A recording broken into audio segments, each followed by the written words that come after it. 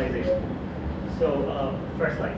So the presentation will be basically I'll be talking about on four issues. One, we're proposing an innovation model, and then what is industry and university linkage is all about. And since we're talking about this again and again, and will be from our side, we'll be giving some policy recommendations.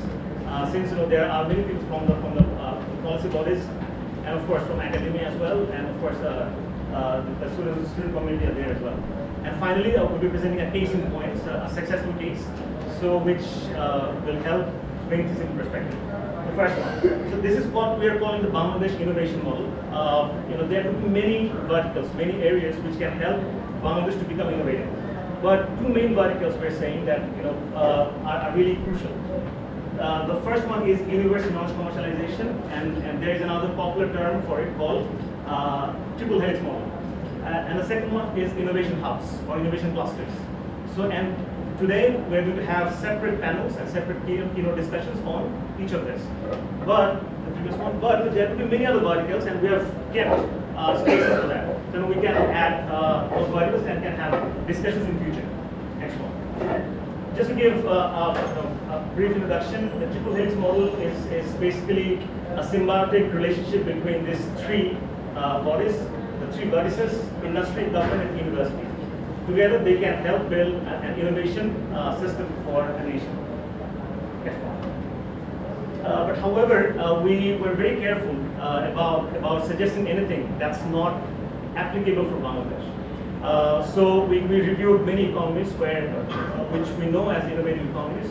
We studied the policy interventions of the UK, Switzerland, and the US. So these are the developed economies. Singapore, also newly industrialized economies, and also China and India. So those policies we reviewed and thought that whichever policies are applicable to Bangladesh, we will be suggesting those in a while. But invariably, what we found that this is not, this is not an attempt to run. We cannot copy paste Silicon Valley model here for Bangladesh. Rather, what is called as an imitation-driven innovation system. We can start off with that and then gradually get there. In the media, in the policy dialogues, we repeatedly hear that Bangladesh is going to be a middle-income nation by the year 2021. But we are more hopeful. We are saying that maybe before that we can achieve that, if given the right policies are formulated and implemented. But then again, there is a concept called technology leverage. Countries like Bangladesh, they can leverage the already accumulated knowledge that are there from the industrial world. We can take that and then also build on that. Next slide, please. So this is a detailed model of a triple helix for Bangladesh. For Bangladesh, we have developed a 4 triple helix, but I'm going to get into the details of each of this. But before going there, so from the government side, we'll be detailing the policy framework, and there is a thing called TTO. Many senior academicians would know this, but for the greater audience, TTO means Technology Transfer Office. That is placed in universities. So that concept I'll be elaborating on a bit, and of course a concept called Entrepreneurial University. So I'll also be highlighting on that as well. Okay, so the policy framework. So for the policy framework, we're saying that there are policy issues on 4 levels. One is on the national level, second one is subnational or regional level, third is university level, and the fourth is corporate or industry level. But we'll be mostly elaborating on the national and subnational policies. Okay, so this is a 3-point national level policy framework. The first one is framework conditions and structural characteristics. So this is going to talk about the overall infrastructure and the support system or ecosystem per se for the policy framework. So the first criteria that's very important is developing STEM education system. STEM is science, technology, engineering, and medicine. So if Bangladesh wants to be an innovative economy, we need to put in more efforts, investments, and thoughts behind making this country or making STEM studies more popular. Second is attracting anchor talent. So Bangladesh has already welcomed many multinational corporations in our country, and we have seen the benefits in telco and other sectors as well. What anchor tenants are usually multinational companies or big companies who can put in large amount of resources. So what these anchor tenants or MNCs do, that they support the entire ecosystem and improve the entire ecosystem. You see, because of the telco boom, there are many supporting industries that do. So helping or bringing anchor tenants is crucial. Third one is human mobility. This is basically, you can say that human mobility is at the very core of this. The people, the talented people, the innovation agents, they're going to bring about change. So we need to invest in people and create human mobility. So human mobility can happen in all senses. It can happen within nation, or it can happen transboundary. So if human mobility happens, the sharing of ideas and knowledge happens, so that adds to the innovation system. Fourth is cluster formation. So cluster formation is the innovation clusters. Is again a main topic for our subsequent discussion. So our second keynote will be elaborating more on this. So I'm skipping that in the interest of time. And the fifth one is IP and knowledge management, framework and culture. Many say that in Bangladesh innovation doesn't happen because innovators don't have enough incentive, because the IP policies cannot be enforced or are not enforceable to that extent. So a solid IP and knowledge management framework needs to be in place, and of course culture needs to be built around that. The second one, this is again the mainstream innovation, but what happens that the SME is again pretty crucial, the small and medium enterprises, but they do not have the sufficient resources or investment or even the courage to do that. But supporting SMEs to do innovations should be on the agenda of the government as well. And the third one is rather a strategic policy framework. Therefore, we're calling local specifics. There are many industries in Bangladesh where we have natural advantages in, or we need to invest in. We have the need, or we have the advantages. So, industries like pharmaceuticals, agribusinesses, we have an inherent need to invest in these sectors. So, positive, affirmative actions or strategic inputs or focus need to be given there. Third sectors like ICT, tourism, where we have potential, also investment should go to those sectors as well.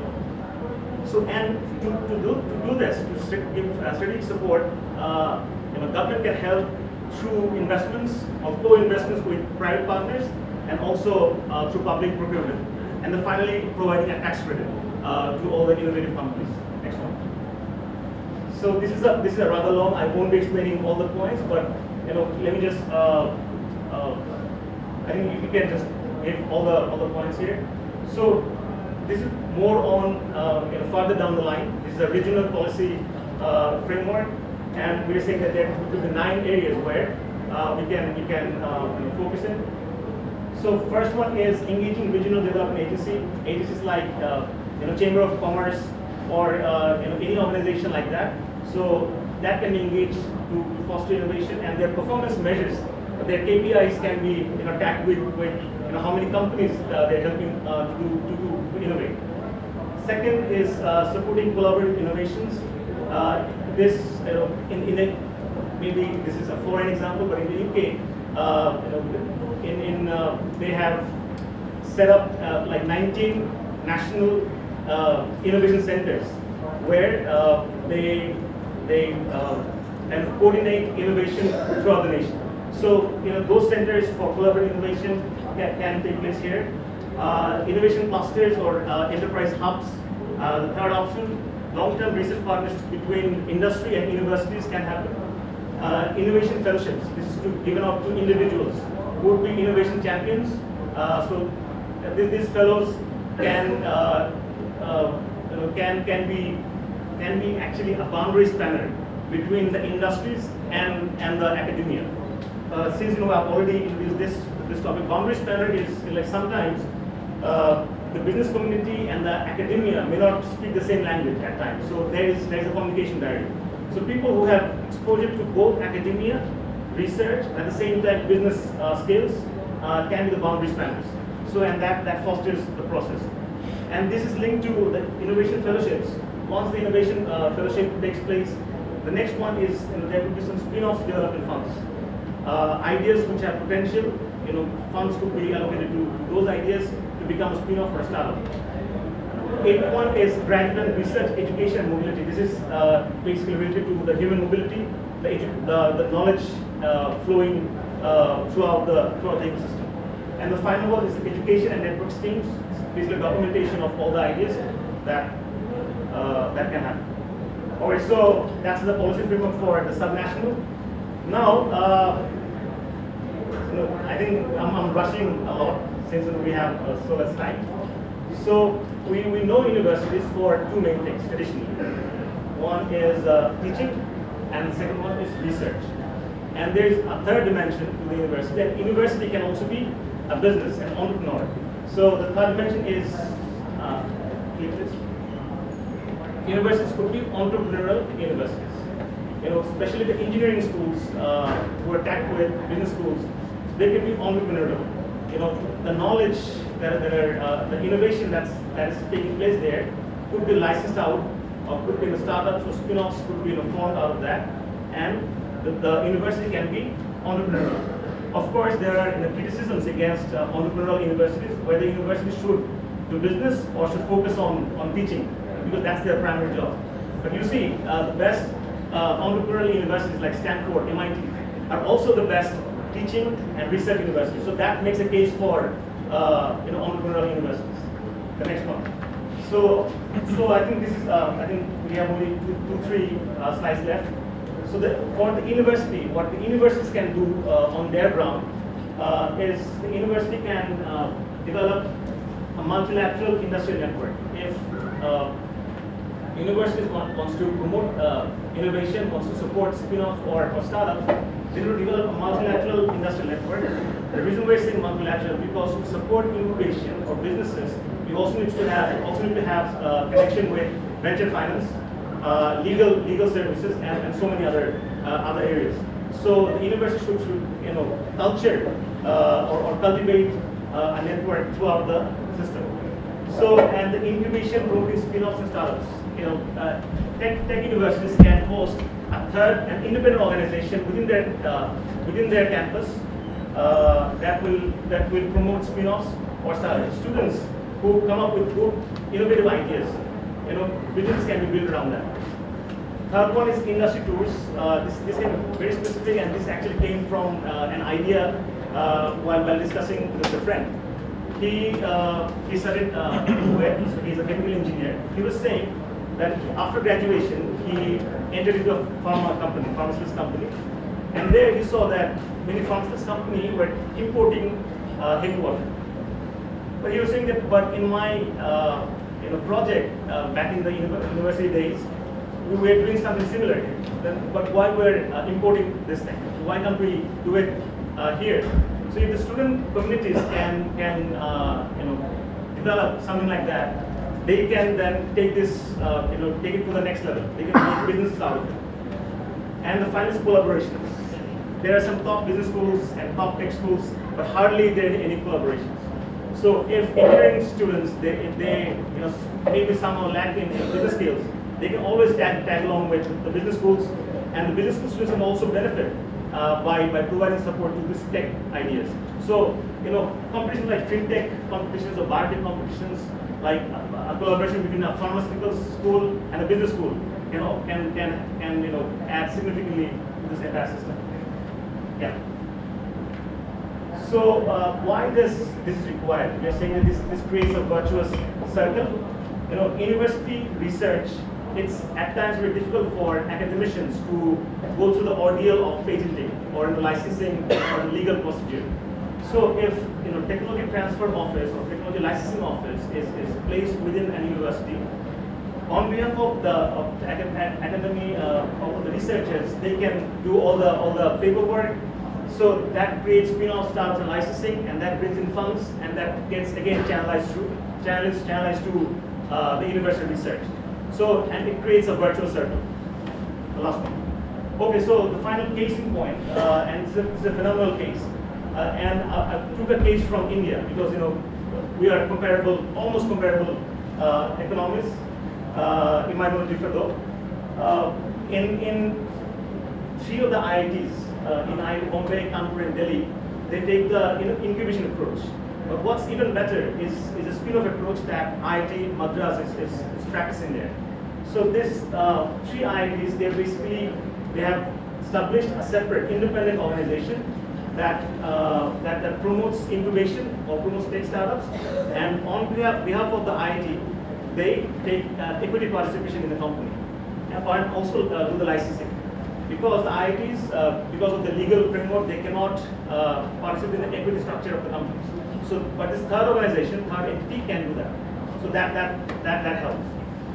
But this one, the IIT Madras, they have taken it to the next level. So they're saying, we are engineering schools, and the technology space changes so fast that patenting is no more relevant. Rather make it free. So what they do in about 15 years ago, they formed about 12 faculty members initially. They formed the TNET group to promote telecommunication network for India. But the main objective was not making businesses. The main idea was to develop homegrown technologies to promote telecommunication industries for India and for the world, for that matter. But that idea became so big, they approached many angel investors from abroad, and also from old students of IIT Madras, who all chipped in, and